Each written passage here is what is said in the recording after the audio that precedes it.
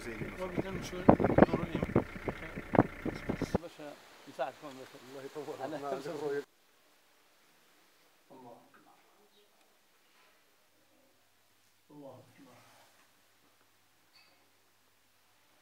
الله أكبر. السلام عليكم. استغفر الله استغفر الله. صلى الله عليه وسلم.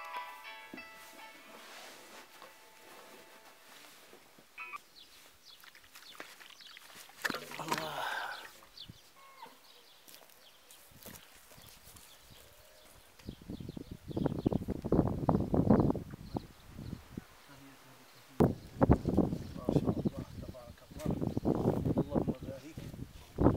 أنا صافي هادشي ما مخرجني ولا ما مسلك أبدا.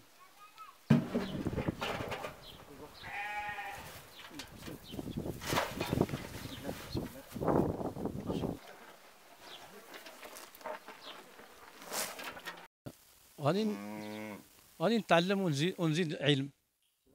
قال الله تبارك وتعالى قال لنا وقل رب زدني علما. شوف النبي صلى الله عليه وسلم قال لي وقل رب زدني علما، فما بالك بنا حنا دابا خصنا نزدادوا دائما ونقراو ونطالعوا ونزيدوا افكار الى افكار ونضيفوا الافكار ديال الاخرين، العقول ديالنا والافكار ديالنا، باش يعني هذا العلم كينفع المسيره ديال الحياه ديال الانسان.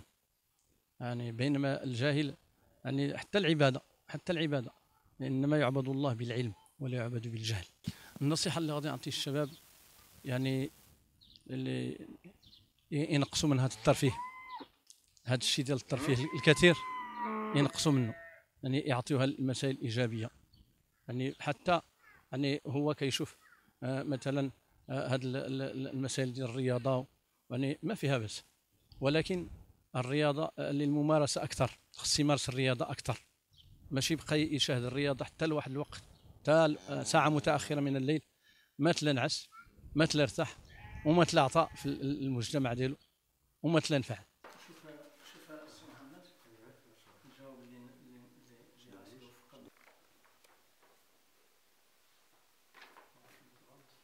مبروك النجاح تبارك الله السي حتى كي هاتي واحد الاخبار الحمد لله افلكت سونير زيك صباح سبحان الله. السلام عليكم. الناس بخير؟ بخير لاباس؟